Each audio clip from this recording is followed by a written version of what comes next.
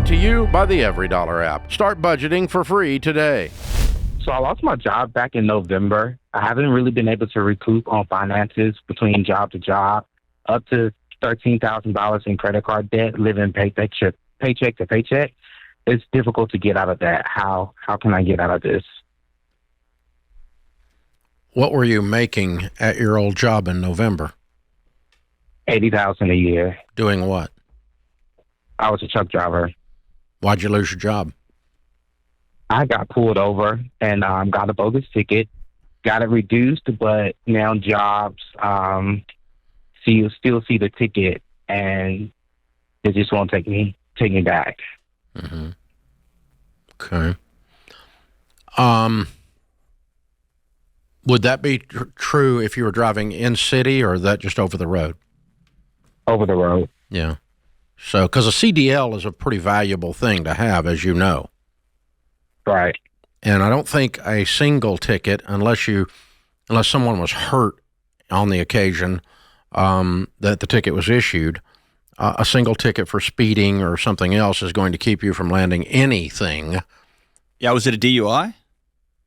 No. The cop wrote me for going over 80 miles an hour in my truck. I got it reduced down to an improper driving. But companies look at the improper driving as a reckless driving.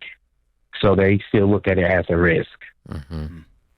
And they may have some insurance problems, right? Like they may not be able to insure you if you work for them. They may even want to hire you. They just can't. Right. Yeah, So what do you make now? Job. I'm barely making $1,000 a week now. Mm-hmm. What are you doing? Truck driving. So I was able to get another company, but I'm not getting paid well at all. Okay. How long before this thing bounces on your record or quits counting against you? If it's a year old, does it matter? 2 years old? When does that matter? 3 years, it bounces off. Okay.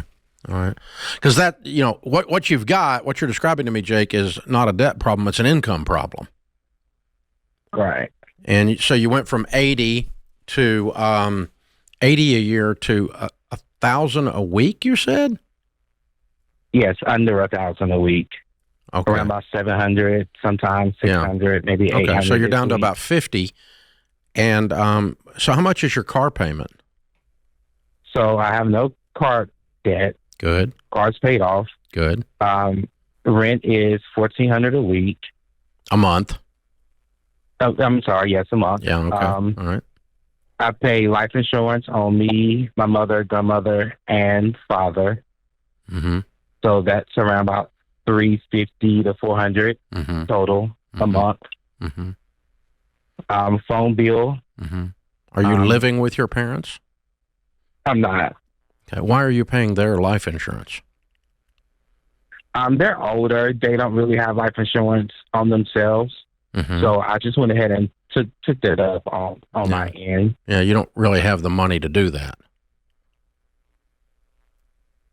Okay. There's no one counting on their income to live, so I don't know that they need life insurance unless it's just a burial policy.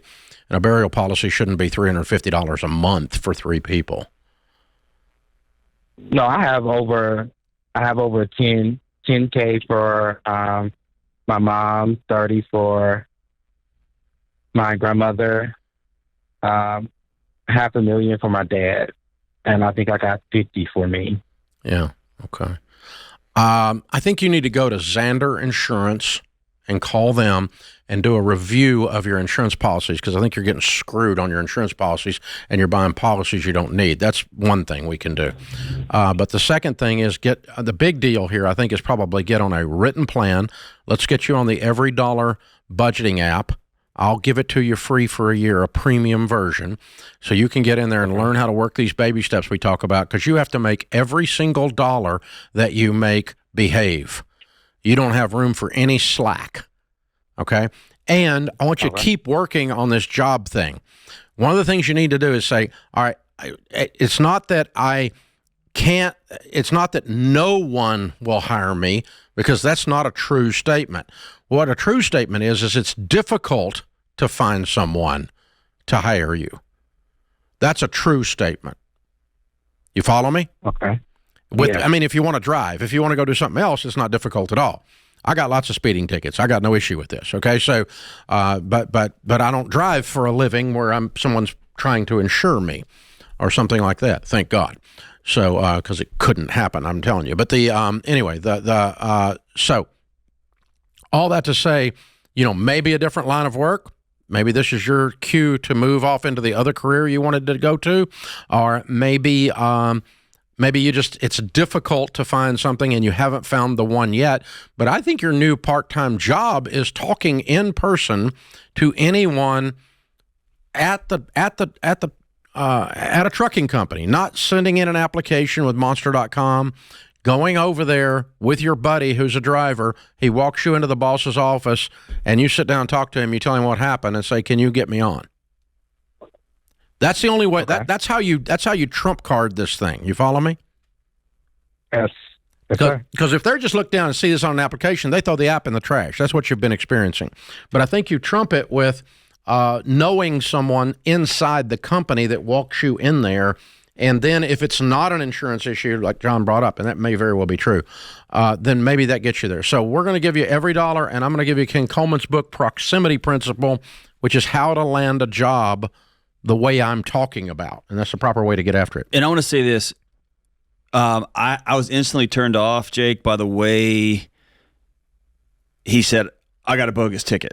If I'm trying to hire you, you're trying to come ask me to overlook something and give you a shot, I want to see you take 100% full ownership. So you don't walk in and say, "Well, I got a bogus ticket." If you walk in and say, I was speeding. I pled it down. Here's what it says on here. I was going over the speed limit, and I would like to come work for you. There's something about that level of, if there's a problem, I'm going to own it, that I'll take a risk on. That's more attractive. There you go. Than a victim position. That's it. If someone comes in and their first thing is, I need you to help me because this guy screwed me, well, I'm probably going to be the next guy in line that you're going to think screwed you. Whether it's true or not, I just want to see someone walk in with their head held high, taking ownership. I messed up. Will you please help me? It's the old thing of the jails are full of innocent people. Always. That's always, yeah. So lead with your head held high, brother. Yeah, that kind of a thing. And just go, "Hey, I messed this up. It didn't go down the way maybe it should have, but it's on me. If I hadn't opened the door, then they couldn't have done this. And so I pled it down. Here's what we got. It says a weird thing on there, but it's not reckless driving. And I'm a great driver. I'll outwork everybody you have. Give me a shot." Yeah, I'll be here when nobody else will. This is The Ramsey Show. Create your free every dollar budget today, the simplest way to budget for your life.